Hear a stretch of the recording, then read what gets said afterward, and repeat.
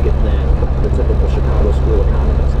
And so, specifically, the Austrians think that the typical boom-bust in a market economy occurs because during the boom period, the central bank fuels artificially low interest rates.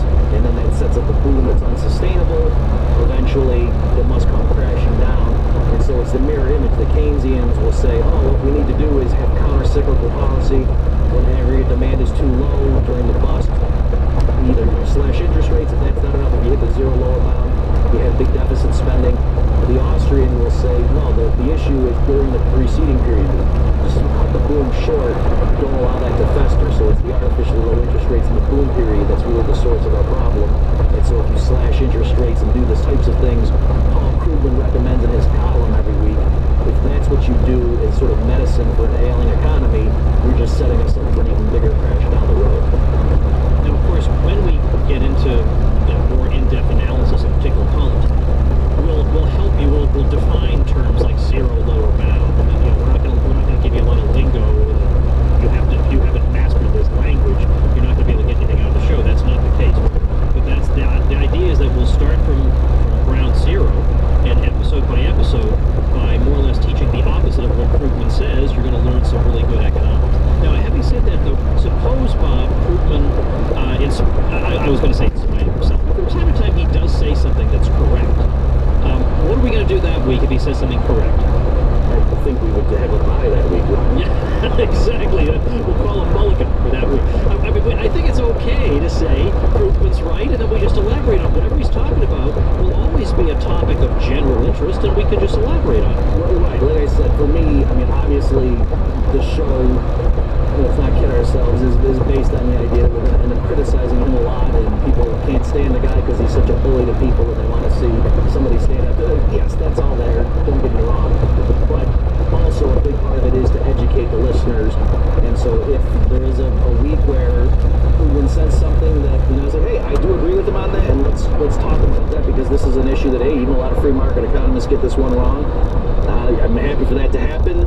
And also it may give us more credibility on the other probably 95% of the time when we are criticizing him severely, to show that it's not just we can't stand the guy, it's that we think he's genuinely wrong on those other columns. In terms of the Austrian school, well, first of all, when you read Austrian economics, you're going to have the experience that so many people have had. They read it and they just fall in love with it. They say, wow, this is economics. This is fascinating. This makes sense.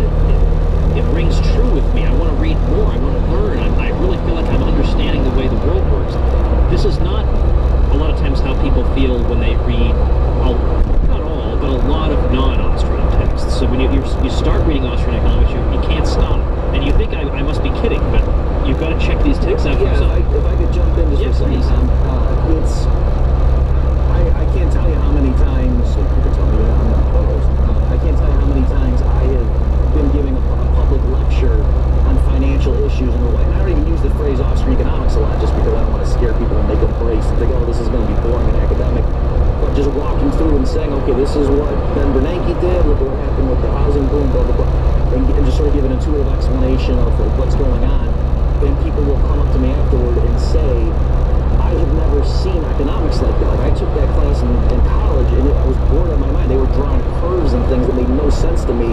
But I was just listening to you for an hour, and I was wide awake the whole time. And they say, for an economist, you're pretty funny, which is sort of a candid compliment. Yeah, right. There you go.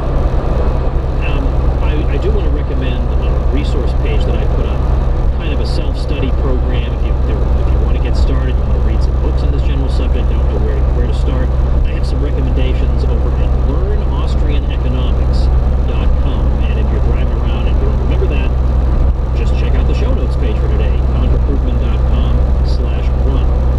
All right, why are we doing this when some critics will say you're giving Krugman too much attention that he doesn't deserve, you're calling attention to him? Why would you do a show dedicated to him? Maybe there's some weird obsession you have going on. They can't understand why we would do this. Why are we doing this? Okay, well, I think there's at least two reasons. So one is just consumer sovereignty. I know there's a lot of people